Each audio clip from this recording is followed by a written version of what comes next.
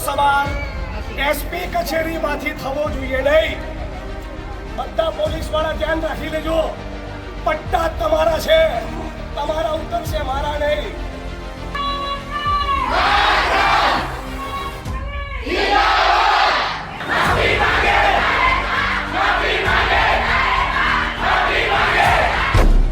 નમસ્કાર, આપની સાથે હું આકાંક્ષા ગોંડલિયા। તમે જોઈ રહ્યા છો ઓવર રાજકોટ। વડગામના ધારાસભ્ય જિગ્નેશ મેવાણીએ પોલીસ વિભાગને લઈને જે વિવાદિત નિવેદન આપ્યું છે તેને લઈને પોલીસ પરિવારમાં અત્યારે આક્રોશ વ્યાપ્યો છે। એ જે નિવેદન છે, પહેલા તો આપણે તેની વાત કરીએ। કોંગ્રેસે ગત 22 નવેમ્બરે વાવ થરાદ જિલ્લાના ઢીમા ગામથી જન આક્રોશ રેલીની શરૂઆત કરી હતી। આ દરમિયાન થરાદના શિવનગર ખાતે જિગ્નેશ મેવાણી પહોંચે છે। એ સમયે ત્યાં ખુલ્લેઆમ દારૂ વેચાઈ રહ્યું છે, ખુલ્લેઆમ જે નશાકારક પ્રવૃત્તિઓ છે તે થઈ રહી છે, તે રીતની ગામના લોકોએ જિગ્નેશ મેવાણીને ફરિયાદ કરી હતી। આ જ અંગે તે ગામના લોકો સાથે પોલીસ મથકે પહોંચ્યા હતા। થરાદ એસપી સહિતના પોલીસ સ્ટાફને પોલીસના પટ્ટા ઉતારી દેવામાં આવશે એવી જિગ્નેશ મેવાણીએ વાત કરી હતી। તેમણે એવું કહ્યું હતું કે આ પટ્ટા છે એ તમારા છે, અમારા નહીં, એટલે તમારા પટ્ટા ઉતરી જશે।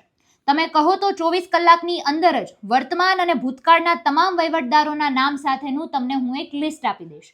આ રીતનું જે નિવેદન છે જિગ્નેશ મેવાણીએ આપ્યું હતું, તેને લઈને પોલીસ પરિવારના જેટલા પણ લોકો છે એ લોકો ગુસ્સે ભરાયા છે અને જિગ્નેશ મેવાણી હાય હાયના નારા સાથે એ લોકોએ અત્યારે રેલી જેવું આયોજન કર્યું હતું।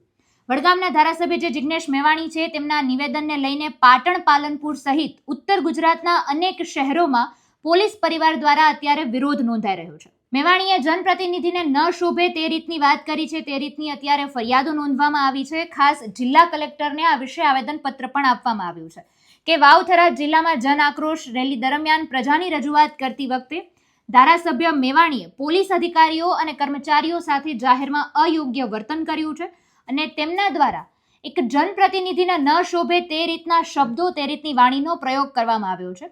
સાથે જ જિગ્નેશ મેવાણીએ અગાઉ પણ પોલીસ વિભાગ સાથે, પોલીસના લોકો સાથે ખરાબ ભાષાનો ઉપયોગ કરી ચૂક્યા છે। તેમણે જાહેરમાં પટ્ટા ટોપી ઉતારીને નોકરીમાંથી હકાલપટ્ટી કરાવી દેશે, પોલીસ અમારી નોકર છે જેવી ધમકીઓ પણ આપેલી છે। આ રીતની ફરિયાદ પોલીસ પરિવાર દ્વારા કરવામાં આવી છે અને અત્યારે પરિવારની એ જ માંગ છે કે જિગ્નેશ મેવાણી જાહેરમાં માફી માંગે અને તેમણે પણ પોતાના જવાબદાર પદથી તાત્કાલિક રાજીનામું આપે, એ રીતની અત્યારે પોલીસ પરિવાર દ્વારા માંગણી કરવામાં આવી છે।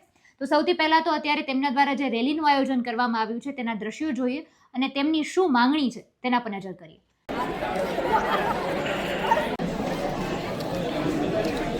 મારું નામ ભરતભાઈ સુથાર છે। હું general secretary Kutch district x servicemen association Bhuj, army, air force અને નેવી। બેસિકલી આજે અમે કલેક્ટર સાહેબને આવેદનપત્ર આપવા આવ્યા છીએ પોલીસ પરિવાર વતી, કારણ કે મારા બાળકો પણ પોલીસ વિભાગમાં નોકરી કરે છે।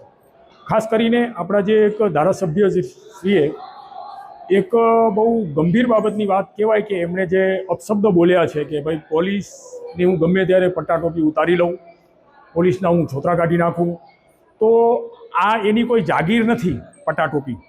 એટલે આજે અમે લોકો અમારા પોલીસ પરિવાર સાથે કલેક્ટર સાહેબશ્રીને આવેદનપત્ર એટલે આપ્યું છે કે આ શબ્દ જે બોલ્યા છે, અપમાનિત કર્યું છે, એ માફી માગે જાહેરમાં પોલીસ પરિવાર પાસે, પોલીસ વિભાગ પાસે, અને તાત્કાલિકના ધોરણે તંત્ર દ્વારા એમની પાસે, જિગ્નેશ મેવાણી પાસેથી રાજીનામું લેવામાં આવે। હવે જ્યાં સુધી એમનું રાજીનામું નહીં લેવામાં આવે ત્યાં સુધી અમારી આ લડત ચાલુ રહેશે એવી મારી આ તંત્રને પણ નમ્ર વિનંતી છે। અને આગળ પણ હું દરેક ધારાસભ્યને પણ કહેવા માગું છું કે કોઈ પણ ધારાસભ્યને ન શોભે એવી ભાષા જે જિગ્નેશ મેવાણી બોલ્યા છે, કોઈ પોલીસ વિભાગના પટો અને ટોપી છે એ જિગ્નેશ મેવાણીની જાગીર નથી। એટલે જિગ્નેશ મેવાણી અહીંયાથી અત્રેથી બરાબર સમજી લે કે હવે અમે લોકો પોલીસ પરિવારના જે અમે પોલીસનું તમે અપમાન કર્યું છે તો અમે એ પરિવાર સહન નહીં કરીએ અને આજે અમે કલેક્ટરને આવેદનપત્ર આપ્યું છે કે એમનું રાજીનામું લેવાનું છે। વિધિ ભાનુશાલી, મારા પિતા 3 વર્ષ પહેલા જ પોલીસ ડિપાર્ટમેન્ટમાં સેવા આપતા આપતા શહીદ થયેલા છે અને આજે પોલીસ પરિવારની લાગણી દુભાય એવા શબ્દો જે એક ધારાસભ્યશ્રીએ 2 દિવસ પહેલા થરાદ ખાતે વાપરેલા છે, એના વિરોધ પ્રદર્શન માટે અમે અહીંયા સૌ એકઠા થયા હતા। પોલીસ પરિવાર અને તેમાં તમામ જનતા પણ અમારી સાથે જોડાઈ હતી।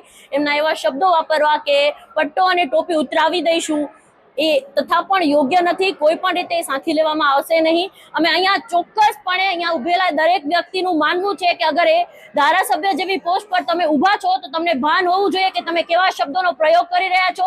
તમે આ રીતે પોલીસના મોરલ ડાઉન કરી રહ્યા છો, જે તેમ કામગીરી કરે છે એ પણ તમે રોકવા ઈચ્છો છો।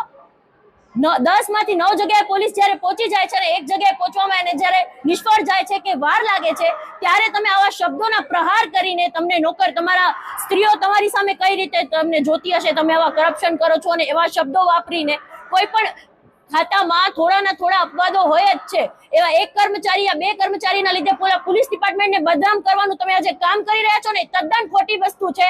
અને જે પટ્ટો અને ટોપી ઉતરાવવાની તમે જે વાત કરી રહ્યા છો ને, તમે નથી આપી ખેરાતમાં, પોતાની મહેનતથી ગ્રાઉન્ડ પર દોડીને પરીક્ષા પાસ કરીને લોકોએ મેળવી છે. એટલે એવો બોલવાનો કોઈ ધારાસભ્યને, કોઈ નેતાને તો હક જ નથી. પહેલી વાત તો કે તમે તમારો કામ કરવામાં એક જગ્યાએ પાછળ પડશો તો તમારો પટ્ટો ઉતરાવી દઈશું.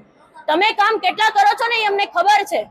તમને જેટલી ગ્રાન્ટ મળે છે એટલી કેટલી ગ્રાન્ટ તમે યુઝ કરો છો એનો પબ્લિક તમને જ્યારે પ્રશ્ન પૂછવા આવે છે ત્યારે મર્યાદાપૂર્વક તમને પ્રશ્ન પૂછે છે, તો તમે પણ પોલીસ સાથે મર્યાદામાં રહીને જ પ્રશ્ન પૂછો ને. આવી રીતે તમે બધી ભાષાઓનો પ્રયોગ કરો છો અને તમારા પરિવારજનો તમારી સાથે કઈ રીતે. તો પોલીસ પરિવારની એક દીકરી તરીકે જ્યારે મારા પપ્પા બે વર્ષ પહેલા શહીદ થયા છે ત્યારે મને બહુ દુઃખ લાગે છે કે ભાઈ પોતાની જાન તક આપી દે છે પોલીસ કર્મીઓ તમારા માટે. તો હવે તમે શું ઈચ્છો છો? મોરલ ડાઉન કરવાના જ તમે કામ કરવાના છો? એટલે આપણે જાણીએ છીએ કે હજુ થોડા દિવસો પહેલા થરાદના શિવનગર ગામમાંથી જિગ્નેશ મેવાણીએ એક વિડીયો બનાવ્યો હતો. સરકારી શાળાની દિવાલને અડીને જ બાજુમાં જ એક રૂમ જેવું બનાવેલું હતું, તેમાં લોકો ખુલ્લેઆમ દારૂ પીતા હતા, ગાંજો પીતા હતા અને ખુલ્લેઆમ નશાકારક પ્રવૃત્તિઓ છે ત્યાં ચાલતી હતી. માત્ર ત્યાં જ નહીં, શાળાના જે બાથરૂમ છે ત્યાં પણ લોકો દારૂ પીવા માટે જાય છે, નશાકારક પ્રવૃત્તિઓ કરે છે. આ રીતની ફરિયાદ ગામની બહેનો દ્વારા, ગામના લોકો દ્વારા જિગ્નેશ મેવાણીને કરવામાં આવી હતી અને આ જ અંગે પોલીસ મથકની મુલાકાતે જિગ્નેશ મેવાણી ગયા હતા અને એ જ સમયે તેમણે આ વિવાદિત નિવેદન છે એ આપ્યું હતું.